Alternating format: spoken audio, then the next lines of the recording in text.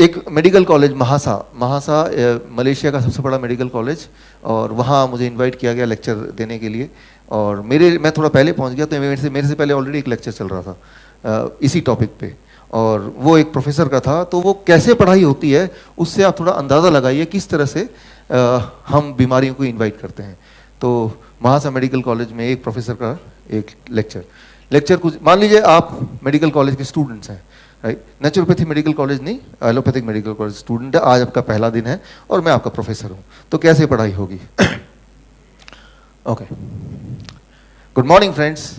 Today I welcome you all to the first day of this medical college, and you are going to learn about the medicine, and we'll start with hypertension. हम hypertension से शुरू करेंगे, high blood pressure शुरू करेंगे। और high blood pressure आजकल बहुत ज़्यादा लोगों को होने लगा है। और हाई ब्लड प्रेशर कई सारी दवाइयाँ हैं, कई सारे टाइप ऑफ दवाइयाँ। उनमें से एक दवाई की आज बात करेंगे, डायरेटिक्स, जो कि सबसे ज़्यादा सेफ माना जाता है और सबसे ज़्यादा सेफ है भी। इसमें डिस्कम्फर्ट सबसे कम होता है और ये दवा देते ही एकदम से पेशेंट का ब्लड प्रेशर कम हो जाता है।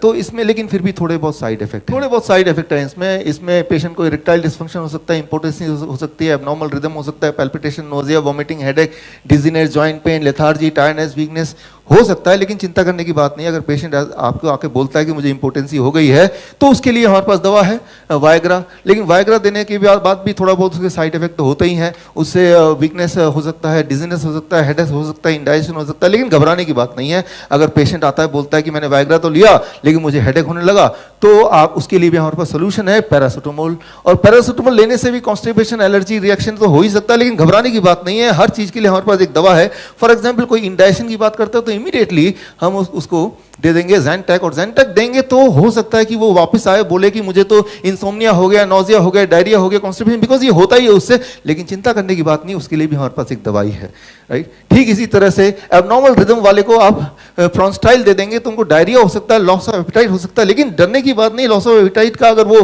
कंप्लेन लेके आएगा तो इमीडिएटली उसको इमोडियम दे देंगे, और इमोडियम देंगे तो उसको कॉन्स्टिपेशन, डिजीनेस तो होगा ही, एब्डोमिनल पेन और वॉमिटिंग भी हो सकता है। लेकिन घबराने की बात नहीं, उसके लिए भी हमारे पास एक दवा है, राइट। तो इस तरह से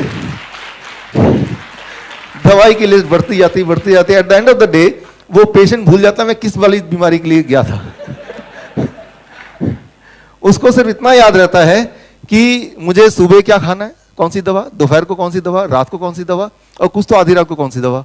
अलार्म लगा देते हैं, आधी रात को भी उठते हैं, राइट। तो वो दवा खाने लगते हैं लाइक ए फूड, राइट, दिन रात। और लगता है कि इस दवा की वजह से मैं प्रोटेक्टेड हूं, मैं बचा हुआ हूं। तो अब आप खुद ही समझ रहे हैं कि आपने इनवाइट किया द प्रॉब्लम।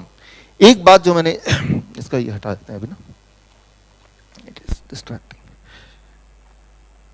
एक बात मैंने आपको शुरू में बताई कि जितनी सारी दवाएं, मैं किसी एक दवाई की बात नहीं कर रही, जितनी सारी दवाइयों के नाम आप जानते हैं, जितनी सारी दवाइयों को कभी देखा या लिया है, हर दवाइयों का अगर हम केस स्टडी करें तो पाएंगे कि 50% ऑफ द साइड इफेक्ट जो थे, जो नेगेटिव पार्ट, जो कॉइन का जो टेल पार्ट है, वो उन्होंने हाइड कर दिया, इसीलिए वो दवा दुनिया में आई है।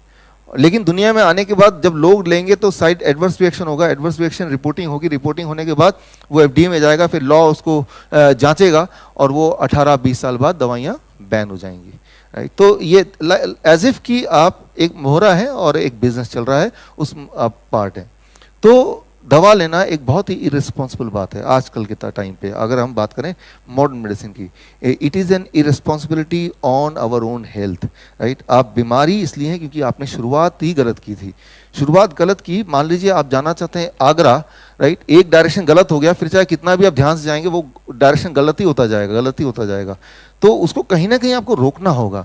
जो हेल्थ का रास्ता है वो दवाई के रोकने के बाद ही आ सकता है, दवाई के साथ हेल्थ का रास्ता तो आ नहीं सकता। अगर आना होता तो पिछले 20 साल से, 30 साल से, कुछ लोग 40 साल से दवा ले रहे हैं, तो आज तो वो सबसे हेल्दी होते हैं ना, राइट। तो ये बात आपको, you have to really understand this.